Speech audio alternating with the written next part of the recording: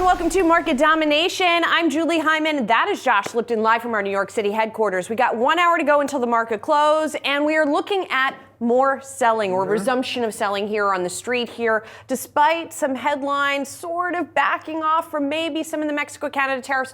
We're not seeing any relief for stocks here. So the Dow is down 584 points, about 1.25%.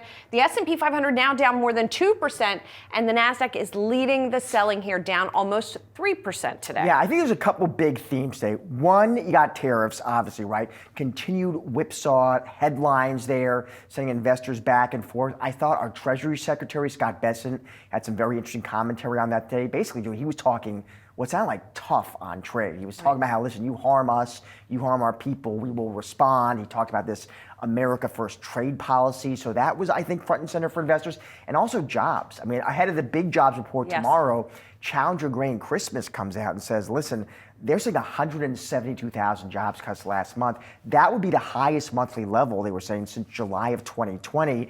And yes, cuts from Doge playing a role there. Playing a role, but not all of it, right? Retail woes also called out. Yeah, so raising some of these concerns here. So the selling that we're seeing today, even though a lot of it is in big cap tech, it is definitely not exclusively so. Energy coming back a little bit from the selling that we saw last week. Tech here, XLK. What I find really interesting, the XLY, one of the worst performers today. This is consumer discretionary. It does include some of what we tend to think of as tech names. Amazon is in here, for example. It's down sharply today. Tesla down once again today. But then you have things like cruise lines that are also continuing their sell-off and maybe reflecting some of those concerns about a consumer that is maybe wavering and potentially being faced with higher prices. I think chips have been really interesting to watch too. Listen, chips were obviously the place to be. Now, not so much. I was just looking at the SMH, which of course is the ETF that tracks the semis. It's down about 10% now this year. Nvidia's getting whacked. Marvell's getting whacked. Now maybe Broadcom comes after to close today, comes to the rescue. But I think there's a lot going on here. I think these are cyclical names, so they're economically sensitive. We know growth concerns are bubbling up. Plus, of course, tariffs, export controls, all of it. And just to zero in on what you're talking about, so Marvell Technology coming out after the close yesterday, the shares plunging 19%. You've got Nvidia down 5.5%. And then the biggie after the close will indeed be Broadcom. Those shares down 6%. This one closely watched, where Nvidia, of course, is selling its own advanced chips for Gen I data centers. Broadcom is the company that is making a lot of the in-house chips for some of the big hyperscalers, for example. So that's going to be a really interesting That AI trade, which we talked about, which was so critical to the kind of strong market we saw last year, investors clearly having more questions about its durability. Yes, they do. Well, President Donald Trump's tariffs are reshaping U.S. trade policy. However, the changes have come with a load of uncertainty. Here with the latest tariff updates, and they are changing moment by moment. Yahoo Finance's Jennifer Schonberger. Hi, Jen. They are. Are you feeling the whiplash, Julie? Yeah. President Trump in the Oval Office right now actually signing executive orders, rolling back some of the pain temporarily on those tariffs, getting in reports right now that there's going to be a pause on tariffs on Canada and Mexico until April 2nd, so about for a month.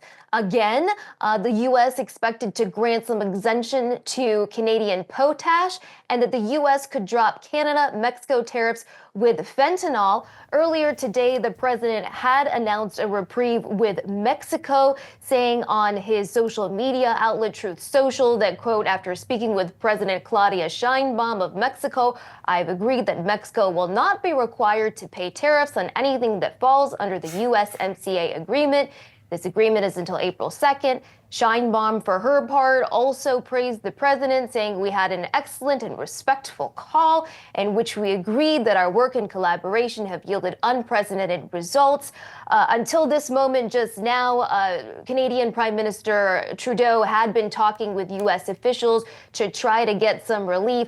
All of this, of course, coming just one day after we saw the president offer a reprieve for U.S. automakers for 30 days for those who are car companies that are complying with the USMCA. So lots of fast-moving parts here when it comes to tariffs. Julie?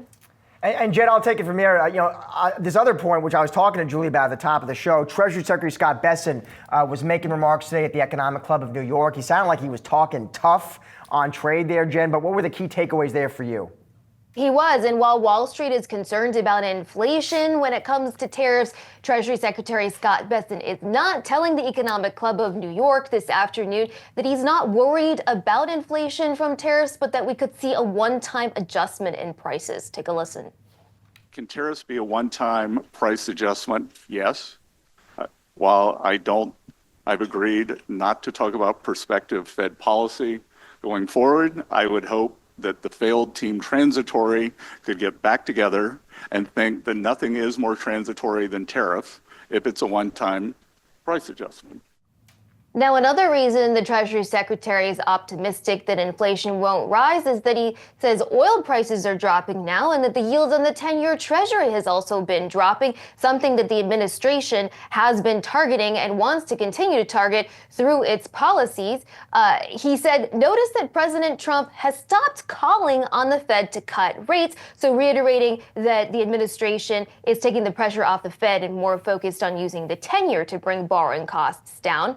Bessent also addressed reciprocal tariffs, which are expected to kick in on April 2nd, saying if you want to be, quote, a numbskull like Justin Trudeau and say, okay, we're going to do this, then yeah, tariffs are going to go up. But if you want to talk to us, then discussions and deals can be made. Certainly, we saw that just now this afternoon when it came to Canada on taxes. Bessent doubling down on the president's proposal to make full expensing for capital equipment retroactive for January 20th. He also said something that's under consideration is having full expensing of factories and equipment. And one rumor that Bessent put to rest was not consolidating financial regulatory agencies. Instead, he's looking to use FSOC, the Financial Stability Oversight Council, which the Treasury Secretary leads, to try to coordinate amongst financial regulatory agencies for regulating banks. He says, quote, we want them to all be singing from the same song sheet. Back to you. Thank you, Jen. For more on the latest moves as stocks are falling ahead of the close, let's welcome in now Ahmed Riezgo, Insignio Chief Investment Officer. Ahmed, it's good to see you. So listen, another day, I got red all over the screen. Ahmed, we have worries about tariffs. I got growth concerns bubbling up, worries about jobs. Bottom line, Ahmed, you're talking to your clients. What are you telling them? What is your message? Look, our message is that in the very short term, it's very hard for the market to rally sustainably under these conditions, right? In any other day, if we would have gotten Trump's announcement like the one we had earlier today, markets would have rallied. I think you're getting to the point where markets are exhausted, and a lot of investors are simply throwing their hands up and saying, I'll come back in when there's more uncertainty. The problem is that we don't see any of that clarity appearing anytime here in the short term. We still think the U.S. fundamentals are in pretty good shape. They have deteriorated a bit here in the last couple of weeks, but overall fundamentals remain okay. So we think this will be a bumpy patch, a soft patch, but we don't want him to overplay his hand. Trump might overplay his hand, and then that could become more worrisome for investors. I guess, Ahmed, how long does it have to go on before it does start to deteriorate the fundamentals, right? There are some signs here and there, some of the surveys in particular that we've seen, which we'll see if that translates into the more hard data. But at what point do you start to get more concerned?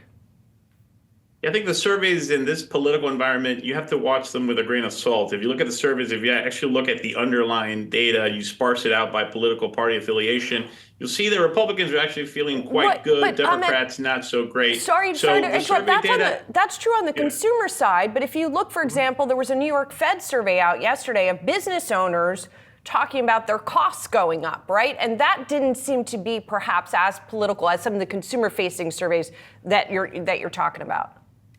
Agreed. My point was simply that these softer surveys, we need to take them with a grain of salt. But I fully agree with you. We're starting to see now it infiltrating that uncertainty, infiltrating not only consumer sentiment, but business sentiment, and also business CapEx intentions, which I think is one of the more difficult ones to roll back. So it's tough to say how long the sort of economy can hold up this way.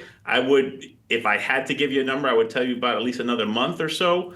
But, a lot of uncertainty over that estimate. Obviously, all investors want this uncertainty to end. It's just a matter of, since it's self-induced, it's really hard, though, to take it too hard in any direction because, we could get an announcement from the White House going the other way just the next day, right? So it's a very tough environment for investors right now. So given that, a tough environment, Ahmed, but, you have to make investment decisions. So where are you putting money to work?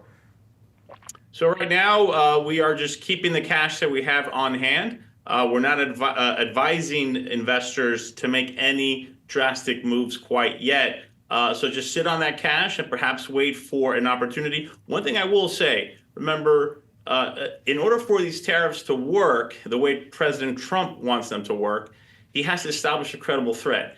And that credible threat is going to come from people feeling pain, whether it's other countries or investors.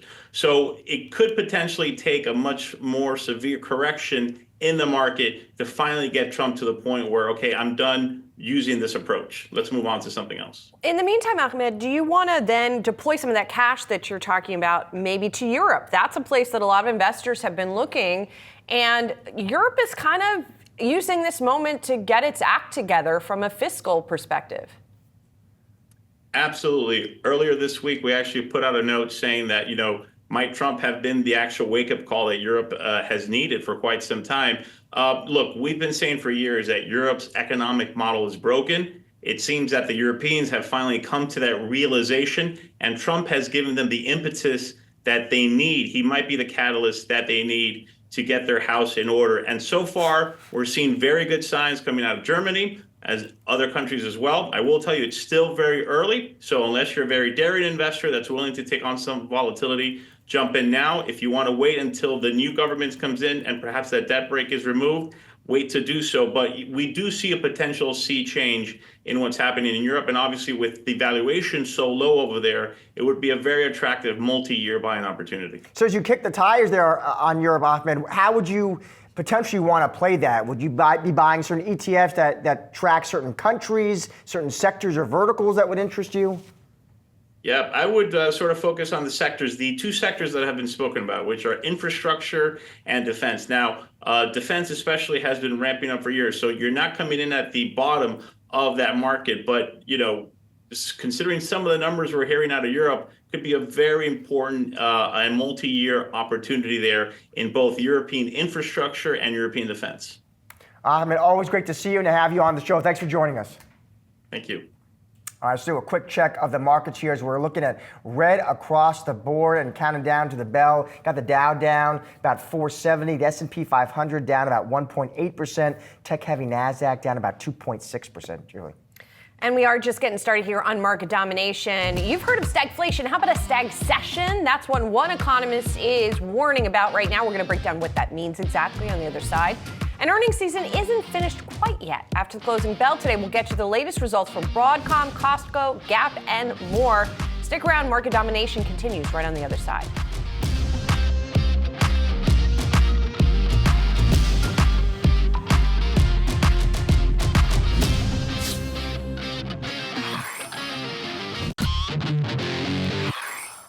Worries are mounting over U.S. economic growth and tariff uncertainty. Recent run of soft economic data also spurring concerns over growth stalling, reviving talks of stagflation. Our next guest taking it one step further and noting the potential of what he calls a stagcession. Here to discuss is Access Macro founder and chief economist Tim Mahidi. So Tim, obviously we heard of stagflation, right? We've heard of recession. What do you mean by a stagcession, and what is the real risk that we could get on? Well, first, good afternoon. Thanks for having me. Like all economists, we just take two other words and stick them together. That's what I did. And so what am I talking about here? What are we talking about at Access Macro? The concern is that we don't just get high inflation and low growth, but that we get elevated inflation and a recession, which means a contraction in GDP. We're not there yet necessarily, although we think it's a coin flip, probably a coin flip right now that we may have already entered that. We could talk about why that is. But the term itself just means, elevated inflation and contraction in economic growth. You say, so Tim, a coin flip, we may have already entered that. Why? There are a lot of things to be concerned about at the moment. So on the plus side, we've got a healthy labor market. I say healthy, but fragile labor market. We haven't had any job losses yet, or haven't seen a month of cumulative job losses yet. And we've still, last quarter, had a lot of momentum coming into the start of the year from economic growth. Now, the problem is there's a lot of fragility in the economy, both in terms of what's growing, who's spending money, and also where the job gains have been. And so when you add that fragility with some of the recent data, not just sentiment data, the sentiment data has been, as you talked about before the break, a little bit unnerving, but we actually got a contraction in personal income or in consumer spending last month. And so what we're looking at here is 1 month of data. It's not something to freak out about at the moment, but what we're looking at is the potential for a string of negative growth rates or negative growth when it comes to consumer spending. So that's what we're worried about. The consumer has been holding up the American economy. That's the last leg of the stool. That goes, so does the economy. Well, the consumer's been holding up in part because people have jobs, right? That's been a big driver of things. You pointed out the concentration that we've seen in the job gains. I know you have a chart where you were looking at that a lot of the gains are coming from just a handful of categories, among them things like leisure and hospitality and government, which, as we know, speaking of fragility, is an area where we're seeing some. So if we're looking at that concentrated job growth, where is there potentially room for weakness, and when is that going to start to show up? Sure. So 85-ish% of job gains over the last couple of years has been in 3 sectors. Government, which includes all 3 levels of government, federal, state, and local. Healthcare and social assistance, which is a sector that's not tied to the fate of the economy necessarily, and leisure and hospitality, which is more or less a catch-up story. So if you look at that and think, well, those 3 sectors have really been driving job gains over the last couple of years. If we're talking about substantial cuts, although that's it's an open question how much cutting, but substantial cuts in federal spending. And if they do withhold money, if the federal government does withhold money, it could affect state employment as well, or state government employment. So that's one pillar of one leg of the stool that could go under. Now, leisure and hospitality is very tied to the economic cycle. So if we get that pullback that we just talked about in consumer spending, that's going to be reflected in the leisure and hospitality employment numbers. So there you're talking about 2 legs of the stool now all of a sudden being removed. And it can happen quickly. The thing I want to highlight, though, is that this is about feelings, negative animal spirits, vibes. I hate to say that word, but it really applies to this. Because we're talking about a sequence of shocks, not just what's going on with Doge, not just going on with tariffs. We've got a budget fight coming up, potential for a very expansive,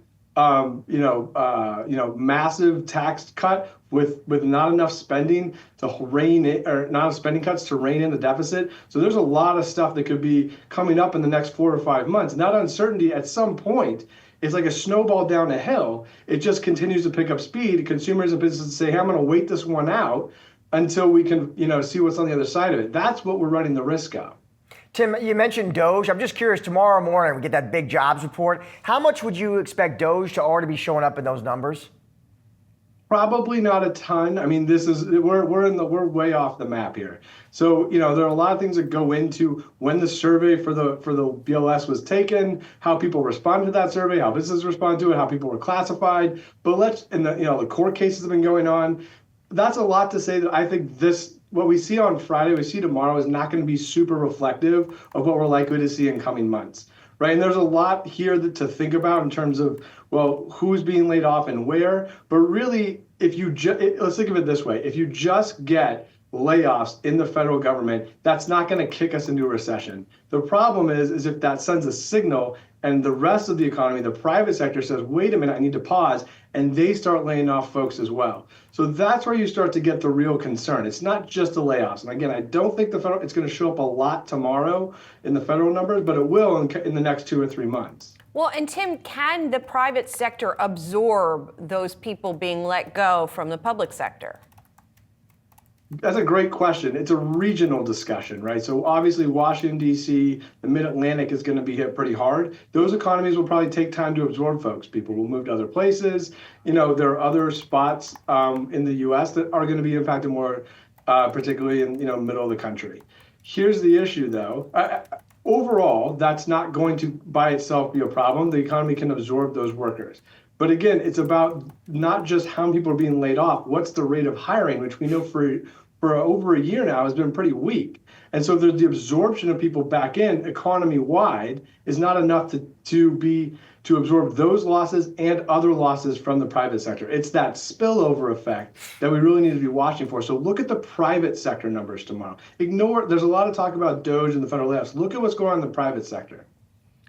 Great tip for tomorrow morning. Tim, thank you so much for your time. Appreciate it. Thank you. Now time for some of today's trending tickers. Let's start with Teladoc here. Those shares are moving higher today. There's not that many names moving higher, so it sticks out. The healthcare company announcing it had struck a deal with Eli Lilly's LillyDirect, that's a direct-to-consumer pharmacy partner, to streamline access to Zepbound for members of Teladoc's comprehensive weight care program. And there just aren't that many publicly traded platforms that are selling some of these drugs direct to consumers. Of course, Hims would be the other one notably, and that stock is down sharply today. So Teladoc getting this is a bit of a win. Yeah, and a better day for Teladoc, because remember they recently reported results. That was just late February, and EPS was below, and sales were in line. Stock is down around, looks like 35% over the past 12 months. Most on the street, though, think at this point you want to hold this one. That's Interesting. Where they are at. Not enough reason to step in, that big pullback. Interesting. All right, our next trending ticker, let's check out Burlington Stores, because that stock getting a nice boost in today's trade. That's after the retailer did report Q4 earnings and revenue above the street's estimates, so moving higher. Analysts saying its sales forecast for the first quarter and full year, sounds like they were kind of saying, this was kind of better than feared. CEO saying the 2025 outlook, very uncertain, Julie. We will plan and manage our business accordingly. It's interesting that analysts are saying that the forecast is better than feared, because the forecast on the face of it looks pretty bad, right? If you look at the first quarter, the company is expecting at most $1.45 in earnings. Analysts have been looking for $1.69, so quite a shortfall. For the full year, the company says comparable sales are going to be flat to up 2%. Analysts have been looking for 2.2% gain. Ross Stores, which just reported, I guess, gave a negative outlook, and so analysts were really bracing themselves for similar numbers from Burlington. And even though they were bad, they weren't as bad. Yeah, so William Blair saying shares have been weak into the print, and they have. The stock had dropped about 20% this year through yesterday's close. They were talking about how concerns about lower income consumers. The analyst saying the more cautious outlook feels more in line with management's preferred conservative style. Our next trending ticker is Grindr. Shares of the online dating platform sinking today after the company fell short of estimates with its fourth quarter earnings and 2025 margin forecast. It has been ramping up investments into product updates. And this is an interesting one because Grindr had been an outlier in the online dating space, and it's been doing pretty well, and many of those players have not been doing well. Part of it is they've been rolling out a lot of new products, but those new products are costly, and they're trying to hire people. So it sounds like that's part of what's going to affect the margins. Yeah, adjusted EBITDA for the last 3 months of 24 comes in at $38.6 million. Street was more at $38.8 million. They did announce their first share buyback program here. To your point, they are investing. They plan to launch 6 app features this year, Julie, and then to support AI-focused developments, plan to bring on a significant number of employees this year. Stock's been, it's still up around 90% actually over the past 12 months, but a tougher start for 2025. And by the way, what stood out to me also? Huge short interest on this name, according to Bloomberg data. 47% of the float is shorted. Wow. You rarely see that high. Yeah. Next up, in trending tickers, let's talk about Intuitive Machines. That stock plunging today after it landed an unmanned spacecraft on the surface of the moon to begin a 10-day water hunting and research mission. However, the current condition of that craft is unknown. The aerospace company previously etched its name in the history books last year, remember, when its spacecraft Odysseus became the first commercially built lunar lander to make it to the moon. Stock is, what a ride for this one. So you're up about 120%. A rocket ship, you might say? Well, you knew that one was coming. Up about 120% over the past 12 months. That sounds great. But then down about 40% already this year. Yeah. Street's still mostly bullish, though. I'll say that. So the first time it did make it to the moon, its lander kind of fell over. And this time it's not clear the condition of the lander. They know it made it, and it made it intact this time.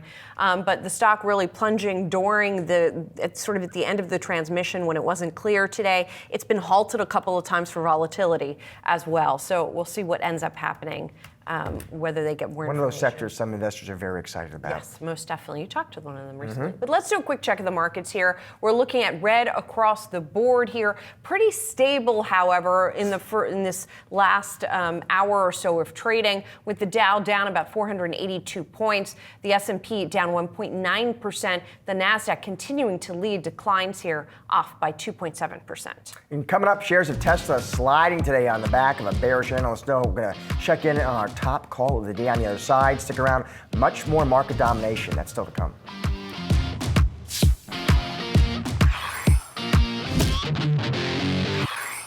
Chinese leadership set an ambitious goal when it announced a GDP growth target of 5% for 2025. But officials are maintaining that goal 3 months into the year. And our next guest says the latest press conference out of Beijing overwhelmed. Joining us now is Brendan Ahern, CIO at Crane Shares. Did it overwhelm or did it underwhelm, Brendan?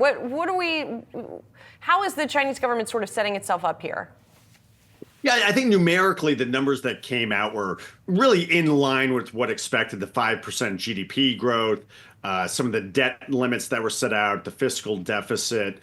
I think positive, you had the recognition that there is a deflationary issue in China where they lowered the CPI from last year's 3% to 2% target this year. But I think really the most important thing we saw is the heavy emphasis on domestic consumption and clearly an emphasis on technology, including AI. Brendan, I have a quick question on tariffs. I've heard some people make the following argument, Brendan. I'm interested to get your take on this. They'll say when it comes to tariffs, they kind of think of them in two big buckets. They'll say, well, there's the tariffs on Mexico and Canada. And there, so the argument goes, Trump kind of does see them as negotiating tools, negotiating tactics. He's willing to compromise. They can find some common ground there. On China, they'll say that is just a different beast altogether. Those tariffs, those are locked in. They're not going anywhere. I'm just curious to get your thoughts on that narrative. No, I don't see how it's different from Canada or Mexico. You can't just pick up and move a factory, and really a lot of what's done in China has a negative environmental consequence, and so I don't think there's any appetite to have anyone processing rare earths anywhere in America, and so a lot of what China imports are consumer goods. It's the inputs that go into higher USN manufacturing. So I'm more in the camp that this is the art of the deal, and we know the rhetoric's going to be very tough. President Trump will negotiate a great deal on behalf of all Americans, like he will with Mexico and Canada. But I don't see how China is any different. If anything, the U.S. economy is as intertwined with China as it is with Mexico and Canada. So what do you think then is the outcome of all of this? Well, I think ultimately, Donald Trump would like to see more manufacturing take place here in the United States. And under the prior administration, the big battery maker CATL, their CEO stated in December that he offered to build a factory here in the U.S., and the previous administration said no. And that's exactly the type of factories that I think Donald Trump would like to see be built here in the U.S. So I think, China can manufacture here in the U.S., and then we know it's going to be agricultural purchases, corn, soybeans, as well as Boeing airplanes. Brendan, I'm looking at these Chinese names. You can look at the K-Web. It's up about 25% already this year. I'm curious how much you think, Brendan, DeepSeek is kind of playing into this. You had this Chinese AI startup. They come out of nowhere. They shock the world. They surprise investors. They excite investors. How much do you think DeepSeek is playing a role in this overall just move to the upside we've seen here? Yeah, I think there's a lot of emphasis on the year-to-date performance, to your point, Josh, since January. But I really go back to January of 2024, and that's when the last China bull was slaughtered, as you had this derivative-induced meltdown in both China and Hong Kong.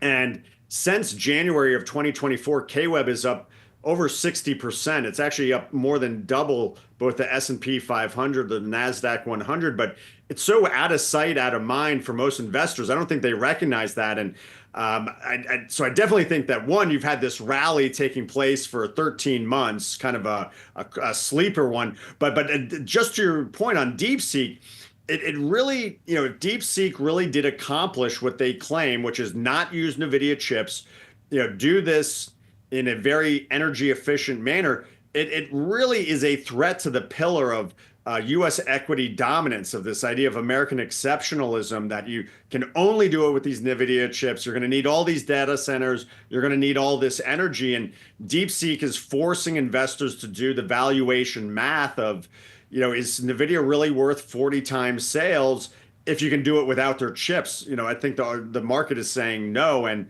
at the same time, the adoption of these technologies in China is leading to this re-rating. Is that the mitigating factor it's not just KWeb that's done well over the past year, right? It's up like 26% this year alone in the face of these higher tariffs. Is DeepSeek the mitigating factor here? What's going on? Yeah, I think ultimately the world's second largest economy is stimulating. And that's interesting because arguably, the effects of Doge on employment and time will tell how that all plays out and the effect on the U.S. economy. Certainly, tariffs are inflationary. It's bad for the U.S. economy. Replicating the economic strategy behind the Great Depression seems like a bad idea, in my opinion. At the same time, China's doing the opposite. You just saw President Xi meeting with tech entrepreneurs, including Jack Ma. You had Premier Li in talking about the government's economic game plan for 2025. He mentioned the word consumption 32 times. So I just think there's a real opportunity. There's a real re-rating of Chinese equities. And I'm more constructive that this will take time to play out. There's been policy errors from the China side, and rebuilding that trust will take some time. But for those willing to make a move early, there's certainly been some reward thus far. Brendan, always great to see you and have you on the show. Thanks for joining us. Yep, thank you.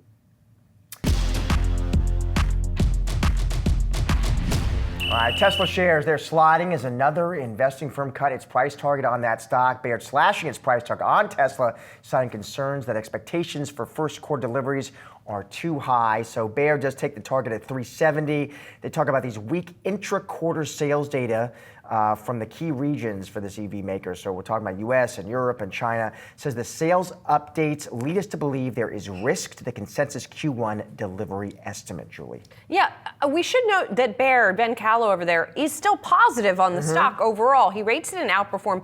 Under suitability, he puts higher risk, which I guess implies that there could be this volatility.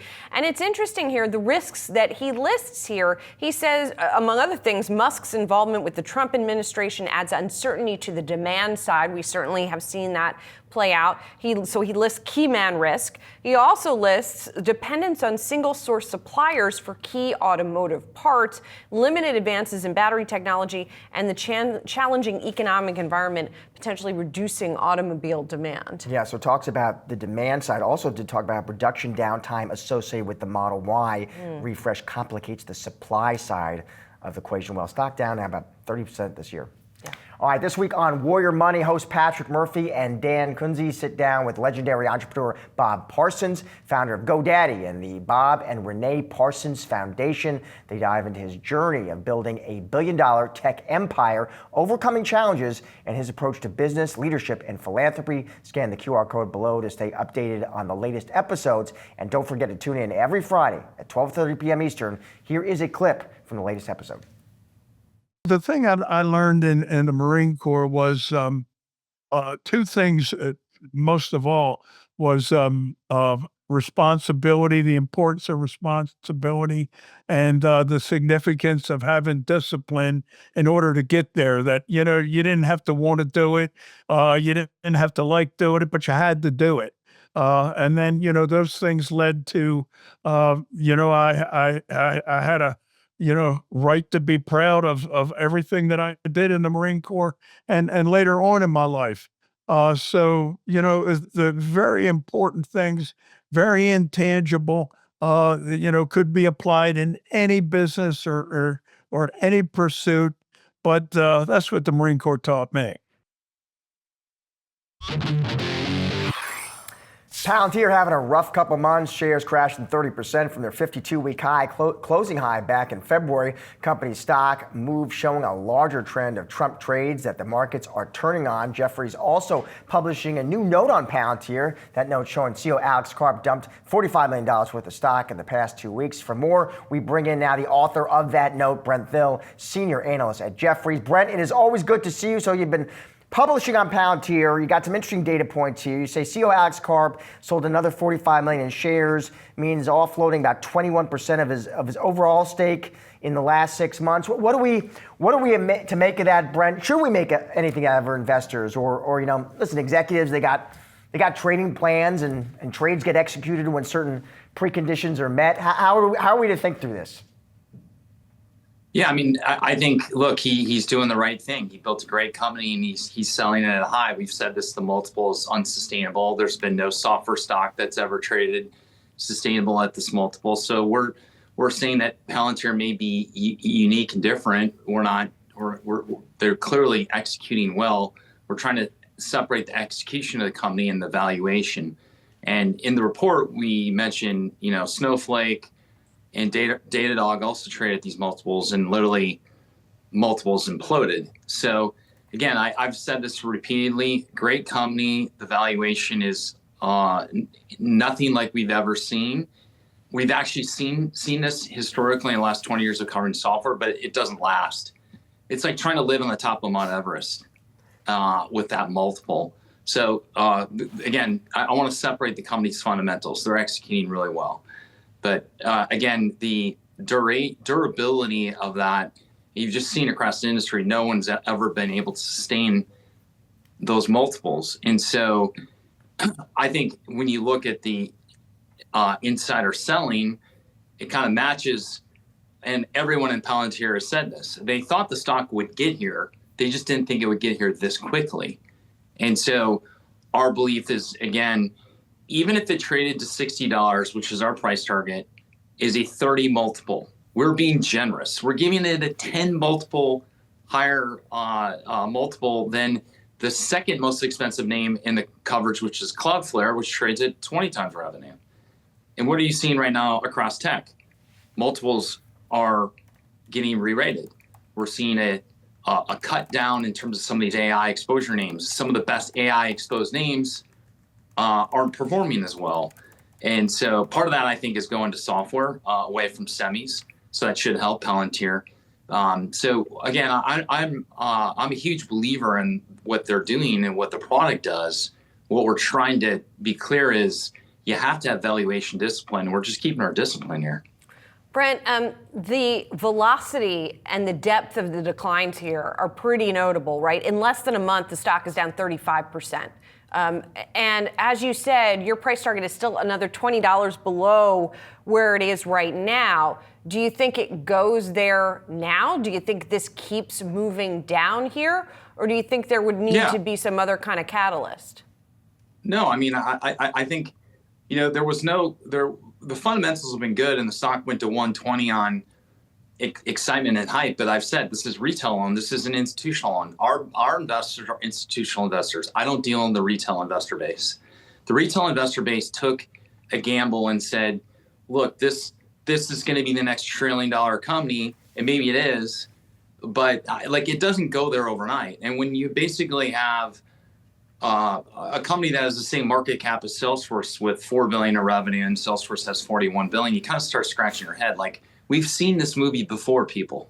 Right? We've seen the movie before. And just look at the multiples of other names that reach these multiples. They never sustained. And again, I've said this, you can't survive on Mount Everest without oxygen over a sustained period of time. Brent, let's turn to another name you know very well, Oracle, because they're on deck. They're reporting next week, March 10th. What do you expect to hear there, Brent? I like this setup. I mean, talk about the stock now that's at 25 times earnings, not 50 times revenue, right? Stock is pulled back sharply. It's getting seeing a downdraft on this whole AI, melting disappointment across the industry. And I think, again, Oracle's in a really good spot. Their execution's improving, the revenue growth's accelerating. they've changed their ways from the old Oracle. I think they're slightly in a different view and in the new Oracle. So we're actually we're actually believers that they're on the right trajectory. And there's another stock that's gotten caught up in the bigger sell-off we've seen that you cover, and that is Amazon. And I mention it because there are concerns bubbling up on the macro level about consumer spending, right? Which obviously Amazon is indexed to. Are you concerned about that at all? Are you concerned also about some of the sentiment that is moving against, we've seen sort of some protests against Amazon pop up to some degree, not that widespread, but how much are you thinking about all of this? Julie, the entire tech market is selling off. There's nothing specific to Amazon. This is a great story. We think, again, they're a great leader in what's going to happen with AI and with AWS and the marketing, advertising business and the consumer business. I think there's a worry about if the economy rolls and we actually see a little bit of a recession or weakness in the overall environment, and if we're cutting all these jobs, are people going to be buying more or less? And I think there's that worry, obviously, in the retail business. What we've said is the most important business to watch is AWS, and that business has been showing flat growth. Their backlog wasn't great last quarter. The backlog had a tough comp, but I think everyone's really worried about the backlog number. And then everyone's worried about all these AI numbers. Is Microsoft cutting numbers with the industry? We've heard from hyperscalers to other areas where Microsoft is apparently cutting these relationships. We don't have belief that that's happened, and so I think there's just this general worry where we are on this AI hype cycle. Now it's like AI's done and it's over, and so we've said that probably the market got a little too excited on AI, but I think this reset's a really interesting one to be buying Oracle and buying Amazon on this pullback and continuing to sell Palantir. Brent, always great to have you on the show. Thank you, sir. Thank you.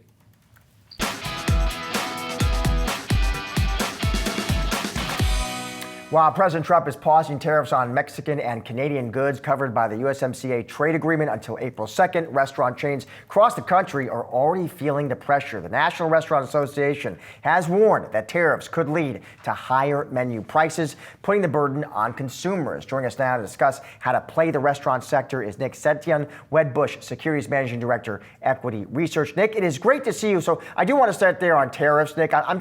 I'm curious, the CEOs running the restaurants that you cover in your coverage universe that you know so well, they of course knew this was a possibility, tariffs on the way. What kind of moves, Nick, were they making in anticipation of this? What kind of moves could they make in terms of shifting production, supply chains, cutting costs? What was the playbook?